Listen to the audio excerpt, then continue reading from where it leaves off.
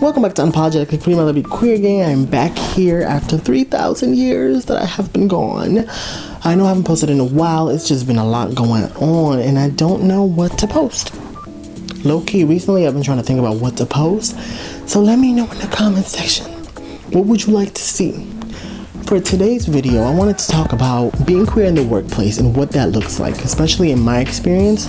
In this video, I'm going to be talking about this. This doesn't mean that my experience is the same as yours or anyone else who sees this video. I'm just trying to talk a little bit about and reflect about what it was for me to be queer in a workspace, especially after finishing school, and comparing that to my previous workspaces before. So I worked at a queer positive environment where a lot of the clients were queer themselves. And I think I was given the liberty to express myself through clothing. The clothing style was more casual than formal. And I guess being in a queer space allowed me to feel more comfortable since my clients were queer, and I felt that it was empowering for me to express myself and be myself among clients who may not have that outside, if that makes sense, outside in the world where they might not be able to express themselves. Having a space where they can be themselves, that safe space seemed to be important for them and also for me. And I really took that to heart and felt that it made a huge impact in my work and how I assisted them. I guess the first difficulty about being queer in the workspace is trying to navigate whether, even if it is a space that's already queer, trying to navigate if it's appropriate, hate using that word, or if it's fine for me to be who I am, act how I act, and just be myself. If you don't know me, I'm a free spirit. I love to joke around. I love to be a whole queer person in general. And my main concern was thinking about upper management and if they actually saw that as something that would hinder their environment or their workspace or their organization versus make it seem as something that was progressive and progressing them and their assisting their clients positively. So what I did start to notice was, though a lot of people were accepting of who I was, my identity, obviously, and how I expressed myself through my clothing. I love expressing myself through my clothing. I love a lot of colors. I love matching different types of fabrics and stuff like that. I did encounter some individuals who would make comments about how I would carry myself or how I would dress, and it would come across a bit judgmental because it would seem that they were trying to figure out if I was seeking attention. Or the comment that I received from one of my coworkers was, "What impression are you trying to give wearing that here?" And my response was like, wow, like I've worked here and I wasn't expecting to be judged in that way. But what I will say, and I told them, I said, I think that I'm portraying exactly what my clients need to see. Because a lot of my clients would come in and they had their own style, their own personalities. Like, it was amazing. And I think that it was impactful to see me doing what I was doing and being expressive through my clothing and expressive through my mannerisms too. Because as a counselor, it's very important for me to be genuine with my clients, right? So that was my one of my concerns, was how am I going to engage in these spaces? And I remember my first thing, I was like, well, before I even started working there, I was like, well, I enjoy this space because it's for queer people, but I wonder if me being out would hinder me in the interview process. So I remember taking that risk, and this isn't something that I would suggest for every space.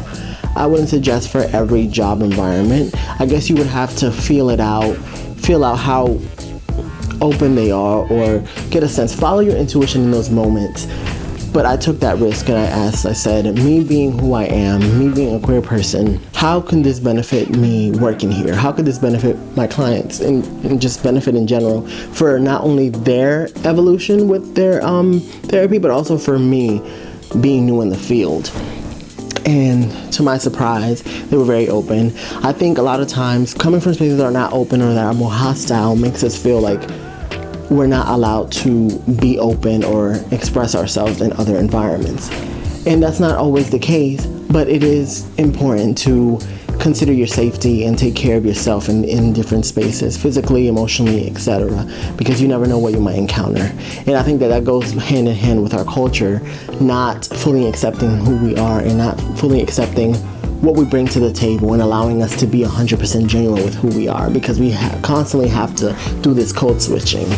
So that was my fear. I have to constantly code switch and do these other things. And I'm like, no, I am not the one. No. So I took that risk and it was fine. Something else that I would think about when I think about being queer in the workspace is coworkers. I told you about the coworker who made that comment about how I was dressed and what impression I would give. I was also thinking about what would it be like for me to come out in this space. Though it was a queer space, I've worked in environments where I had to be very conservative with my identity. When I say conservative, I mean keep it to myself, don't tell nobody, only trust who you feel you can trust. I previously worked at a food chain service before, and we encountered a lot of homophobia, a lot of sexism, and it was kind of weird being in that space because my own boss outed me and outed other people, and it was seen as a joke or seen as something that was insignificant, or what is so important about me telling people who you are, what's so wrong about that. I guess what becomes wrong with that is that not everybody takes it the same way. You never know who you might encounter and how that might create a hostile environment for your employees. And I think that he wasn't understanding that. And a lot of the same issues was happening for women too, who were touched and who were seen a certain way and talked to a certain way because they were women in the workspace. So working in those environments can be very taxing, emotionally draining, because you never know what could happen. You never know who could switch up before. Like, people could be a certain way before they know, and then afterwards switch up. Like, girl, where you come from, who you been, and where was that at, you know? So definitely in the workspace it has been hard. One, with self-expression and not knowing how upper management or people above would take how you are holistically. And then two, thinking about coming out in those spaces. Who can you come out to, if you even want to come out in those spaces? And then I guess the third thing is thinking about, if you don't want to come out in those spaces, we live in a culture and an environment where, like I said, we have to code switch, or to protect ourselves, we have to act a certain way or play the part. So that's another thing. I've been told before that I need to bring it down a bit. You know, maybe I do too much, but it's not from everybody. Not everybody tells me to bring it down a bit, and I do tend to see that when people tell me to bring it down a bit, they're telling me that I need to be less queer, less free, and less of my being, less holistic of who I am. So that's something else too. So that constant self-management, how you talk, how you walk, how you dress, this and that, it can be overwhelming for queer individuals. It can be overwhelming. And I'm not saying that you can't be queer and dress formal all you want. Yes, live your best life. You should. If you love formal clothing, you can. In my case was, we were more casual, right? We were allowed to wear not whatever we wanted, but if I am allowed to express myself, and I'm not saying that my clothing was outlandish or that I was doing too much, why can the next person wear whatever they want as well, but then criticize me? Because the criticism wasn't about the clothing. The criticism was about how I carried myself in general, beyond the clothing. It was more skin deep. So that's where it becomes more problematic. I have had positive experiences, especially with coworkers who have been more than nice, been amazing to me, and that I've been great with as well, who have been there, who have supported me, and I have supported them. And I think that trumps everything else. Having those positive connections trumps everything else, and having those safe environments with those people makes you feel better, more acclimated, and more comfortable in those spaces. Even though sometimes it is hard, there is some positivity somewhere, you know, and sometimes you can learn from these things, because you learn more about yourself. You learn more about how you should manage these environments and how you should protect yourself. Let me know in the comments, what have you encountered in your workspace?